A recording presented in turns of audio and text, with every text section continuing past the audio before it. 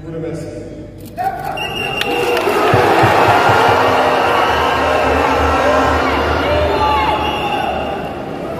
Rendons grâce à Dieu qui a permis que nous nous retrouvions ici aujourd'hui à l'occasion de la célébration de la Journée internationale de la jeunesse en bonne santé. Je le dis très souvent parce que l'être humain oublie souvent Dieu lorsqu'il n'a pas de problème, lorsqu'il est dans le bonheur. Et quand viennent les soucis, c'est là qu'on se rappelle de Dieu. Rendez grâce tous les jours pour le souffle de vie et pour la santé. Jeunesse du Burkina, jeunesse d'Afrique. La jeunesse, cette phase de la vie où l'on a assez de force, assez d'énergie, comme le paraphrasé de notre esclaveur qui vient de passer. La jeunesse, c'est l'époque où on n'a pas assez de temps. Nous devons profiter du temps qui nous est donné, utiliser l'énergie nécessaire pour atteindre nos objectifs, pour changer le monde, changer notre monde, changer le monde des autres positivement.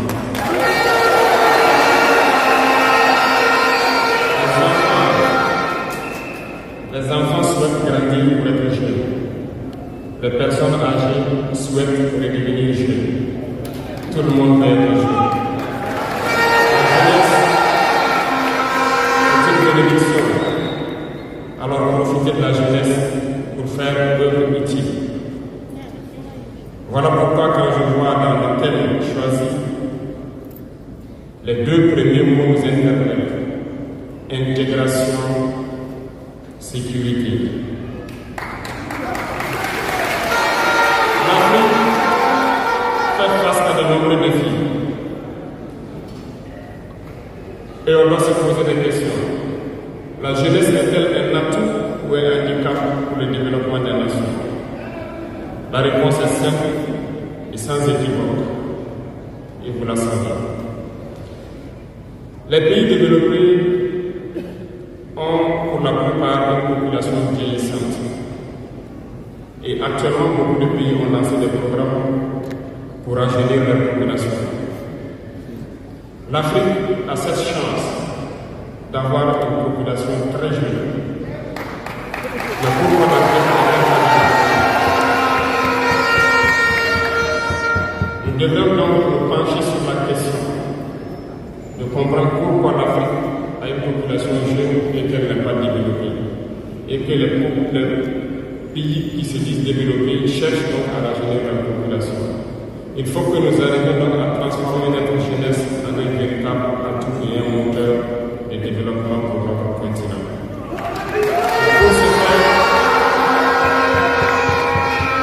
Pour ce faire, nous avons besoin d'intégration, nous avons besoin de sécurité, de développement, nous avons besoin de nous unir. Certes, vous entendrez parler de l'Union africaine. Oui, elle existe. Mais quel est l'effet de l'Union africaine en réalité?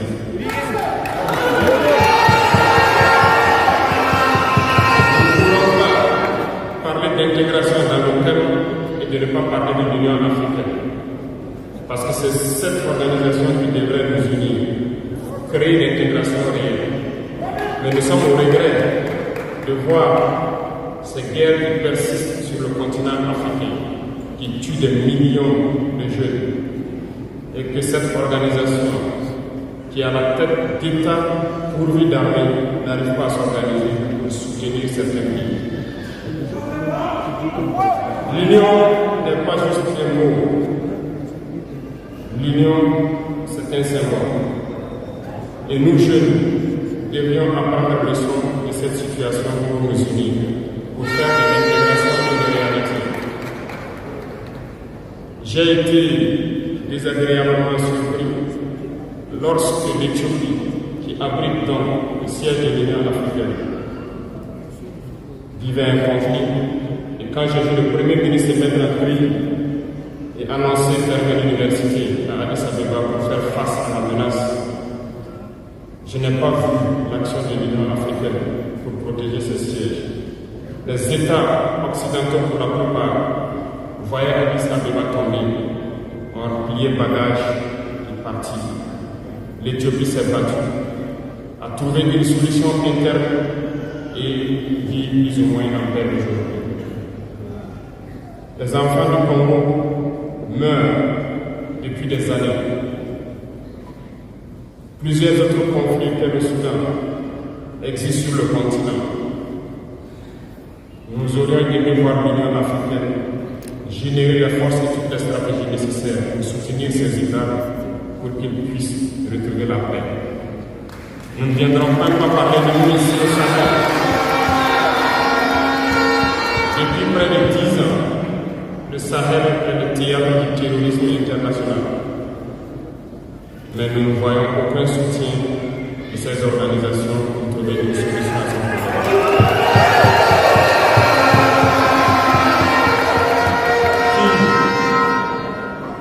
Pire, il y a quelques jours de cela, un pays étranger à l'Afrique a annoncé ouvertement avoir soutenu et participé à une attaque lâche, terroriste et barbare contre des forces de notre confédération à Tinzawata.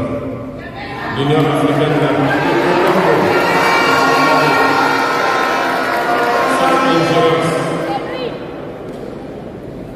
L'Union africaine n'a pris aucun rôle pour condamner cette ingérence d'un État extérieur à l'Afrique dans les affaires internes de nos États.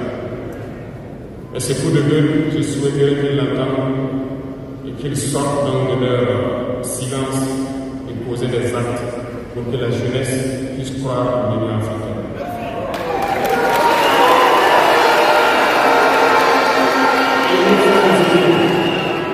Il nous faut nous unir et la seule manière de s'unir, c'est de se parler, de se comprendre et de pouvoir donc asseoir les bases de cette unité-là. Et jeunes, laissez-moi vous dire que pour s'unir, il y a 3 mots, 3 vices, 3 grands vices qu'il faut bannir de nos comportements et de notre vie. Je parle de la lâcheté, la traîtrise et l'incompétence.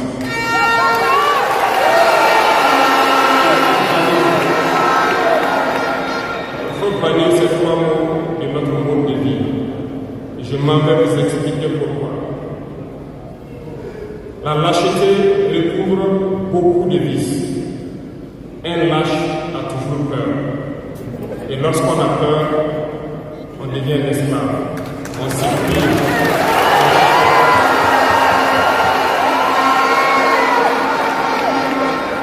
Nos ancêtres n'ont pas été lâches. Et si nous sommes lâches, nos enfants vont nous poser des questions. Imaginez qu'au Burkina, nous refusions de nous battre et nous acceptons de nous soumettre, de vivre l'esclavage. Demain, nos enfants grandiront, ils se poseront des questions. Nos parents ont-ils été des lâches pour nous laisser dans l'esclavage? Que nous soyons vivants.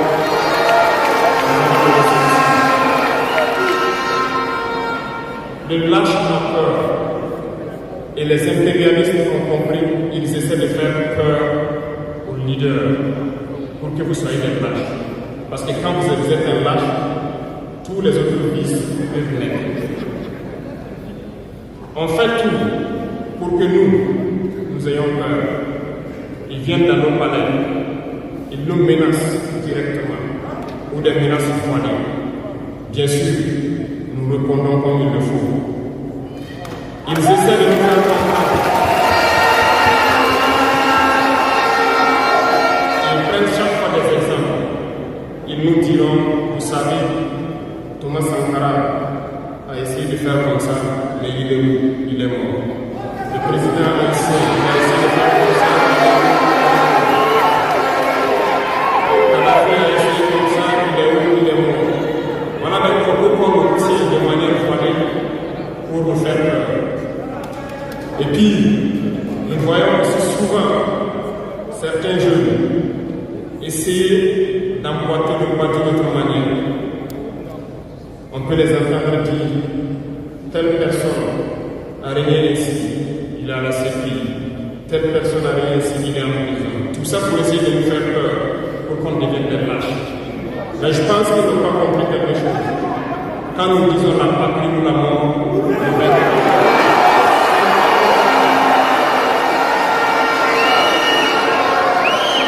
n'est pas qu'une phrase, ça a tout son sens. Nous n'avons pas peur et nous n'aurons jamais peur.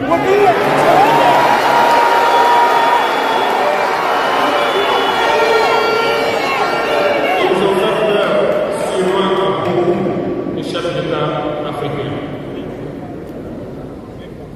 Vous voyez, souvent quand on s'exprime, ou lorsqu'on a l'occasion d'être dans certaines situations à l'extérieur, nous tenons souvent des propos pour interpeller les chefs d'État africains, pour qu'on se réveille, prendre soin de notre jeunesse, pour pouvoir amorcer notre développement. Nous sommes souvent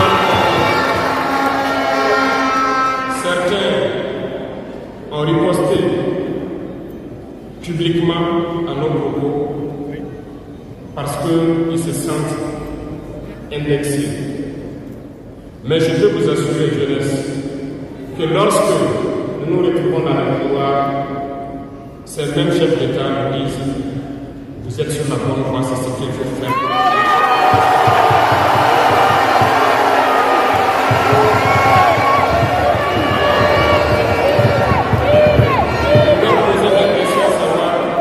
Pourquoi vous ne faites pas comme nous? Pourquoi vous ne nous accompagnez pas? Certains nous disent qu'ils ont les bénis, certains nous disent qu'ils ne peuvent pas. Chers aînés, chefs d'État africains, du haut de cette tribune, donc, je souhaiterais dire que les peuples africains sont les peuples les plus pacifiques.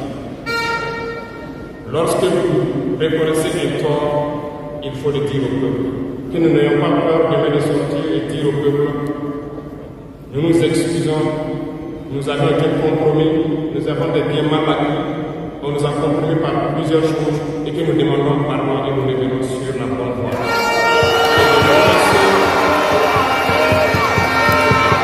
Et de commencer à travailler réellement pour l'indépendance de nos États et notre émancipation. Et je pense que c'est possible. Si nous restons dans cette posture de peur, nous serons lâches. Et l'histoire nous jugera. Nos enfants poseront des questions, nos petits-enfants poseront des questions. Nous sommes en train d'écrire l'histoire, il n'y a pas de place pour la lâcheté. Si nos ancêtres avaient été lâches, nous ne serions pas là.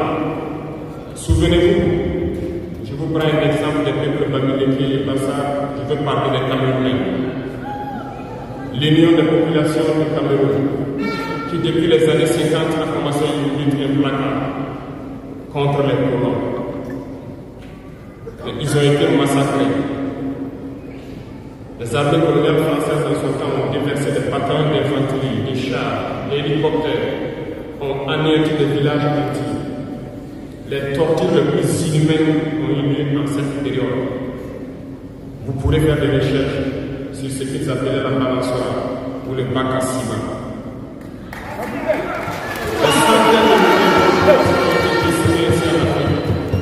Parce qu'ils ont osé demander aux colons de quitter leur terre. Ça a abouti à une guerre civile qui a duré plusieurs années. C'est pour dire que des gens ont osé, ont affronté à même nous les impérialistes pour que nous soyons là. Il n'y a pas de raison que nous ne puissions pas affronter les impérialistes pour que nos générations à venir puissent vivre. Il y a beaucoup d'exemples à travers l'Afrique d'hommes courageux qui ont refusé d'être lâches, qui ont combattu, qui ont fait face. Eh bien, soyons dignes de ces gens. Nous sommes leurs descendants et soyons dignes d'eux. Un lâche ne peut pas être digne. Ne soyons pas lâches. Je laisse à parce qu'un lâche est toujours un traître.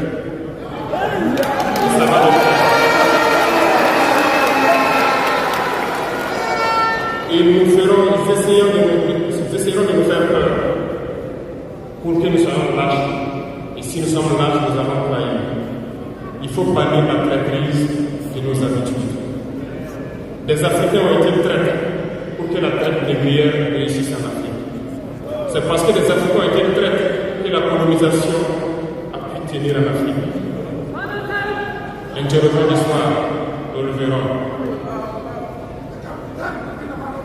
Lumumba, Patrice Lumumba a été trahi parce qu'il a osé tenir tête. Et ces mêmes télévisions belges sont venues au Congo pour quelques pieds tendus à des individus au Congo pour une interview pour contenter leur population. Et vous avez pu suivre ça. Lumumba nous dérangeait. Il est mort, on est content. C'est de la traîtrise. Beaucoup d'autres héros sont tombés pour que nous soyons là aujourd'hui. Et c'est une technique de l'impérialisme, de faire peur aux autres en menant des actions pour réellement créer la terreur. Ça n'a pas commencé aujourd'hui. Je vous prendrai l'exemple d'un guerrier qui s'est battu, Victor Diakabona.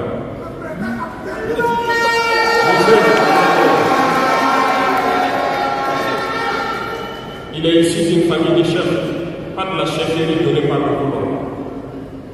Il était un enfant digne. Il a fait ses études au Sénégal, je crois.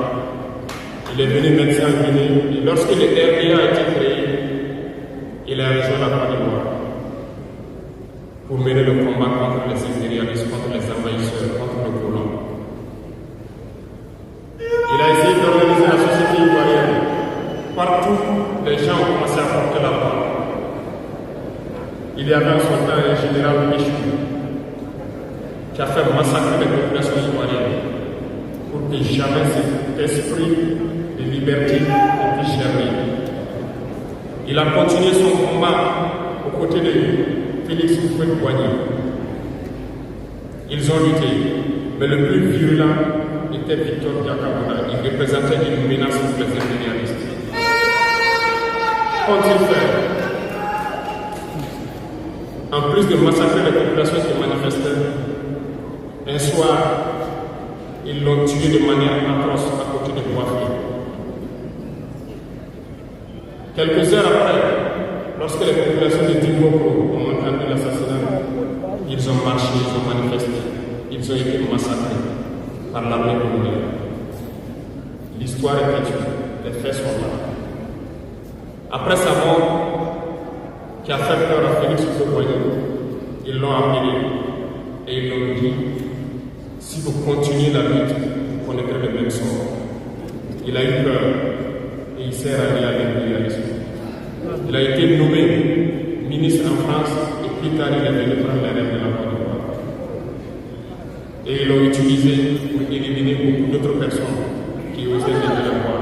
Je pense que comment ça va.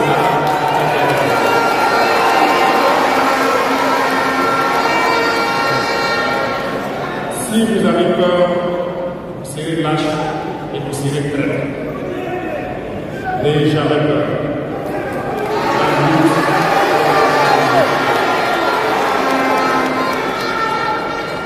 Il y a beaucoup d'autres exemples à travers le monde.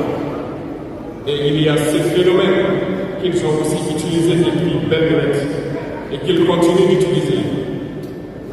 Voyez-vous, certains individus, par exemple, se sont retrouvés dans d'autres pays et créé soi-disant un gouvernement parallèle au gouvernement du Mali. Vous avez entendu cette histoire. Ce n'est qu'une technique qui a existé dans le temps. Je vais vous prendre l'exemple de Ahmed Chalami, l'Irak. Ce professeur de mathématiques qui a même été dans le gouvernement irakien a été récupéré par les impérialistes et il a formé ce semblant de gouvernement parallèle à l'Irak aux États-Unis. Et on l'a utilisé pour être dans le mouton de sacrifice. Parce que c'est à lui qu'on a dit de prononcer publiquement que Saddam Hussein développait des armes de destruction massive. Et il l'a fait. Ils l'ont utilisé. Et cette alibi a été utilisé pour tuer des millions d'enfants en Irak et détruire l'Irak. Et vous savez quel a été le sort de Chalami? Un soir, après une interview, dans l'interview, il disait même qu'il sait que la CIA est sur son dos. Quelques heures après, il a été retrouvé mort dans son lit, mort de crise cardiaque. Si vous trahissez, vous aurez des fins macabres.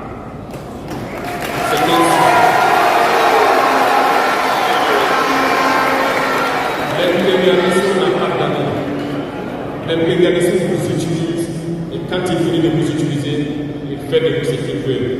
Suivez mon regard, vous comprenez de quoi je parle.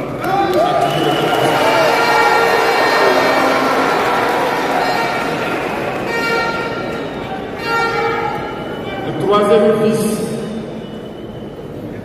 que je vous invite à vous départir, c'est l'incompétence.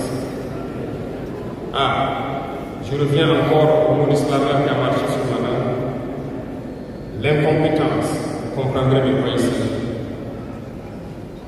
L'incompétence est un phénomène très dangereux qu'ils ont utilisé pour détruire la société africaine.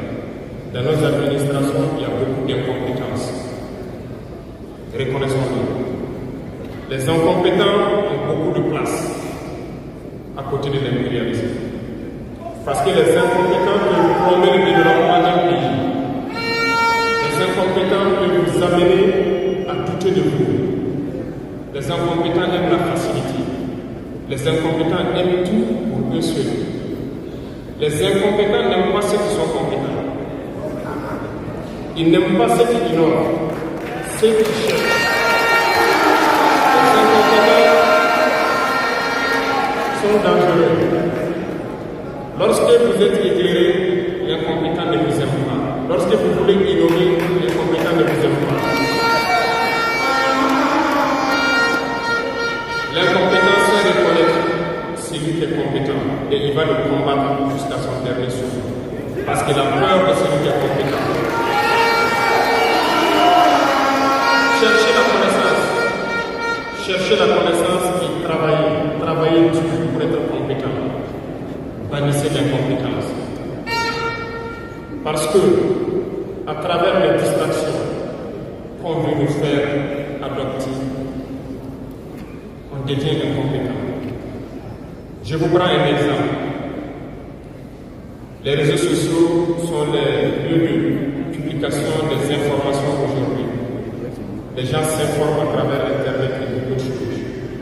Un jeune qui publie sur les réseaux sociaux un article sur sa ferme, un projet agricole ou un projet scientifique. Je suis jeune, je connais les termes. Il n'aura pas peut-être 1000 vues. Mais un jeune qui publie sur les futilités, ce que moi j'appelle de n'importe quoi, il a des millions de vues.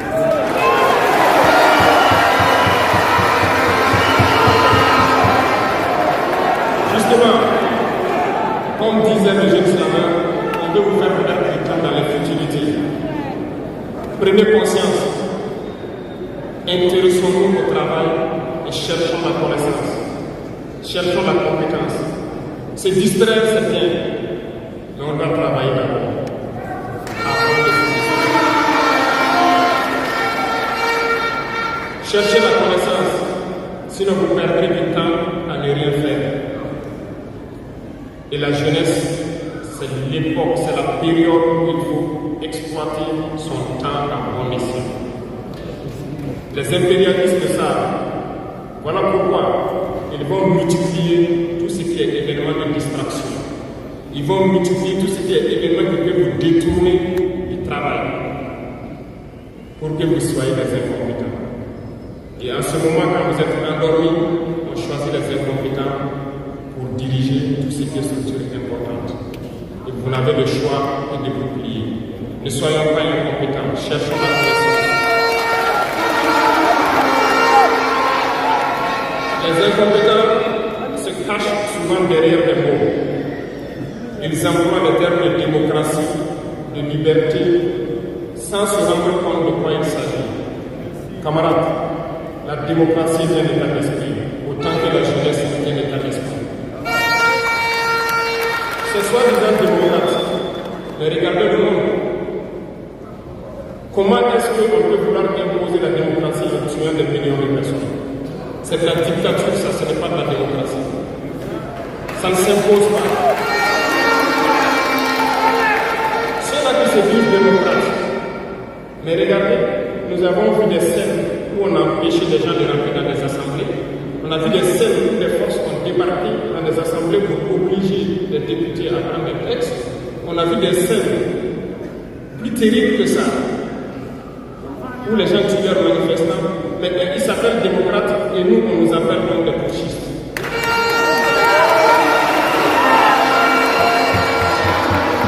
Si c'est ça la démocratie, je répète, nous ne voulons pas de cette démocratie.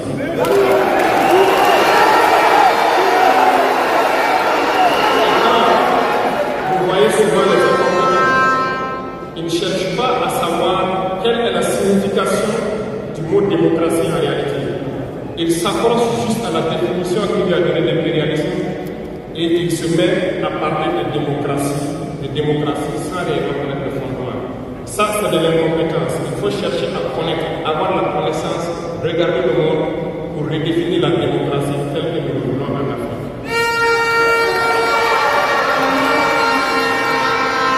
Les incompétents se cachent derrière la liberté. Retenez une chose, il n'y a pas de liberté individuelle qui existe. C'est un fait. Vous pensez vraiment que chacun est libre? La liberté est collective. Tant que nous vivons dans une société avec des règles, la liberté est collective. Parce que si vous ne respectez pas la règle, vous ne pouvez pas vivre dans la société. Si vous êtes libre de parler comme vous voulez, l'autre aussi est libre de vous répondre comme il veut. C'est la liberté. Si vous êtes libre de rouler dans la rue et de passer le feu rouge comme vous voulez, l'autre est libre de passer aussi et de vous cogner.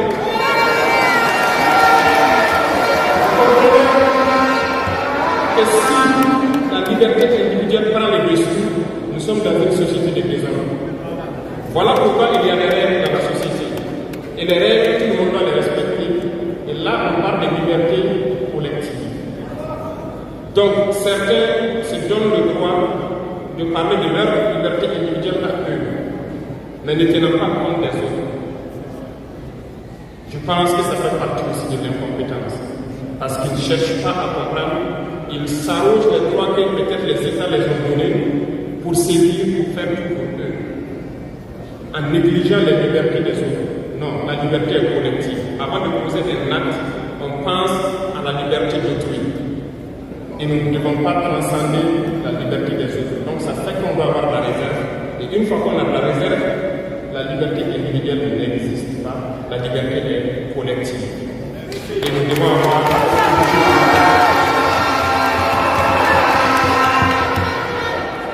Cherchons donc la connaissance, lisons, interrogeons l'histoire. Ne lisez pas l'histoire que eux ils ont écrite en leur faveur. Cherchez la connaissance à travers plusieurs sources et vous comprendrez dans l'histoire qui s'est battu pour l'Afrique, comment nous devons nous battre pour continuer cette lutte de nos dévanciers. Et je ne terminerai pas mes propos sans faire un coup de gueule encore au volet de la communication. Parce que comme je le dis, c'est l'arme fatale de l'impérialisme. Et vous jeunes, vous devez tout faire pour savoir distinguer le vrai du faux. Nous continuerons à démonter les mensonges des médias impérialistes qui essaient de toujours créer des soucis en Afrique. Parce que ces médias, par leur bouche, ils peuvent vous rendre roi demain. Par leur bouche, ils peuvent vous faire quitter de votre position de roi et vous rendre un piètre esclave demain. Faites attention. Je suivais une émission, malheureusement, il n'y a pas longtemps, burkinabé, où un jeune journaliste a sorti une phrase qui m'a laissé un peu perplexe. Il parlait de la Corée du Nord. Et le journaliste a dit, il meurt le fait en Corée du Nord. A-t-il pris le soin d'aller en Corée du Nord en Haïti pour voir vraiment s'il meurt de faim? L'idée que les médias impérialistes ont vendu la Corée du Nord est plus développée que beaucoup de pays européens. Et parce que ces médias nous disent la Corée du Nord c'est la dictature, les gens meurent de faim, ils sont pauvres, ils n'ont rien, on prend ça ainsi. Mais la Corée du Nord est une puissance nucléaire, comment est-ce qu'ils ont fait?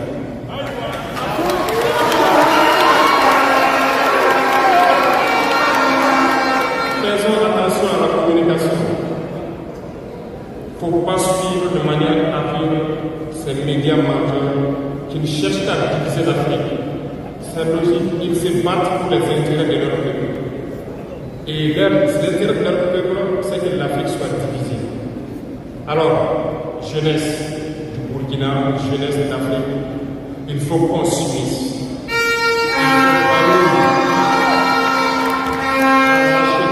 Il faut bannir l'incompétence, il faut bannir la traîtrise et tous les vices de nos sociétés.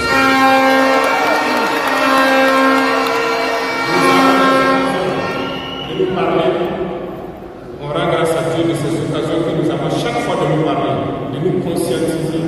Et je vous invite à répartir encore mieux, à se mettre au travail pour que l'Afrique que nous voulons, autosuffisante alimentairement, soit une réalité. Pour que l'Afrique que nous voulons, soit une réalité. Parce que je reviens sur votre thème. Il n'y a pas de paix et de sécurité sans développement. Les deux vont de pair. S'il n'y a pas de développement, il n'y a pas de sécurité. Parce que s'il n'y a pas de développement, la jeunesse va forcément se retrouver dans les vices. Il n'y aura pas de sécurité. S'il n'y a pas de sécurité aussi, il n'y a pas de développement. Donc les deux doivent aller de pair. Intégrons cela dans nos combats pour que nous puissions nous battre et nous développer. Allons-y dans la production. Produisons suffisamment. Transformons sur place nos matières premières pour que ce soit bénéfique pour nos populations.